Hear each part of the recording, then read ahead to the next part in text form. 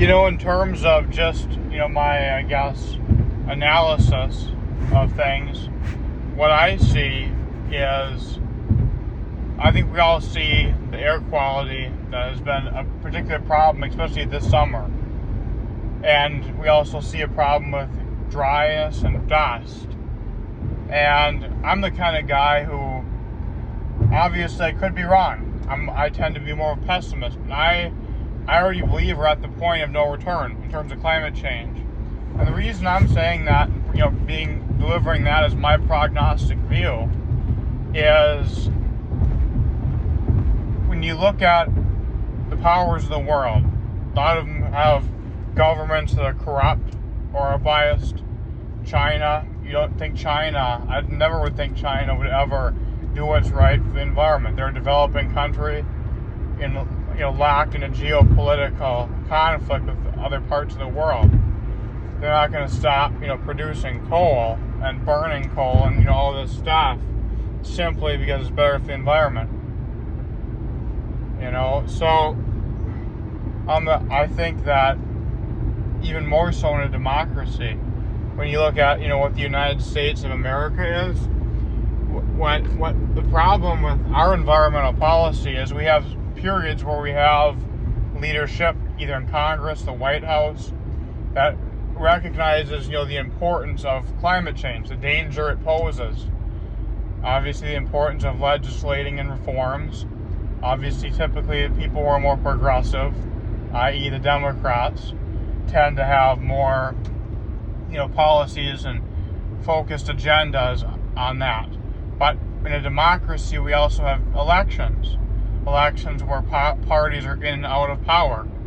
You obviously have the Senate, the House, and the executive branch, the White House.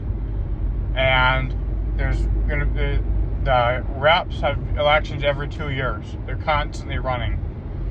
The Senate is 6-year terms. They alternate.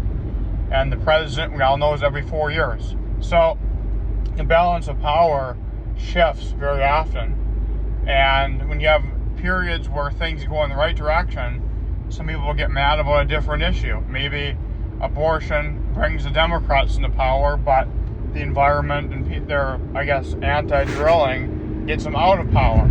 So you have times where things go up and down, side to side, but they're never constant in one direction. And sure, you could say, well, deregulate everything and let, us all do what we want to the environment, which in a way is obviously worse than having periods of stagnation, periods of progress, and periods of degradation.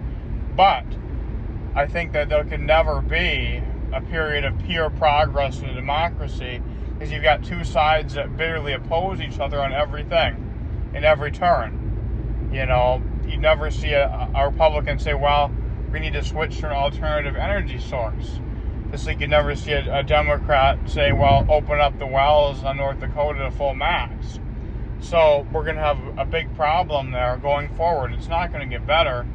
And that's the thing. I love democracy. I love freedom. I love rights. But unfortunately, those do come at a cost, because we have times where we have people in power who are obviously divided on that.